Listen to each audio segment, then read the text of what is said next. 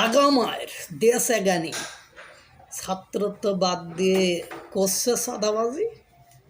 বেটা সারা বাংলাদেশে মবের মূল্য পাইছে নাকি? যাই হোক, আজ কয়েকদিন আপনারা শুনতেছেন বৈষম্য বিরোধী ছাত্ররা, সমন্বয়করা, তারপরে জাতীয় নাগরিক কমিটি, তাহারা সাদাবাজিতে উস্তাদগিরি শিখিয়া গিয়াছে বা সাদাবাজি করিতেছে। চট্টগ্রামে সাদাবাজি করতে যে জাতীয় নাগরিক কমিটির 2 সদস্য জনগণের হাতে আটক। তারা তো ইচ্ছামতো সে গিয়ে দিয়েছে, পাশাপাশি পরবর্তীতে পুলিশ এসে তাদেরকে তুলিয়া নিয়ে গিয়াছে, অর্থাৎ গ্রেপ্তার করিয়া নিয়ে গিয়াছে।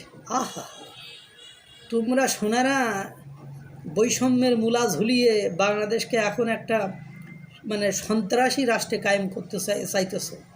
দেশের 12টা 13টা 14টা বাজিয়ে দিচ্ছ। দেশ নিয়ে এখন সবাই খেলতেছে।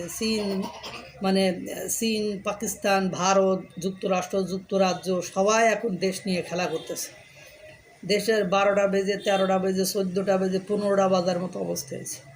দেশের কি একটা নগণ্য জঘন্য, এটাতে বাংলাদেশ, এই দেশটার পরিচয়টাকে একদম নোংরা জায়গায় নিয়ে যাচ্ছ তোমরা। ছাত্র মানুষ, শত কোটি টাকা ধান্দা করতেছো, তোমাদেরই গুরু বিদেশ থেকে যার প্রেসক্রিপশনে তোমরা নড়ো, তোমরা মব জাস্টিস করতে যাও, মব ভায়োলেন্স করো, তোমরা ঘর বাড়ি ভাঙচুর করো। সেই উস্তাদি, তোমাদের উস্তাদি সাংবাদিক ইলিয়াস সাহেব তোমাদের বিরুদ্ধে এইসব বলেছে যে কদের এমন ইনফরমেশন দেব না যে ল্যাংটা করে দেবে, এই ধরনের কথাবার্তা বলেছে।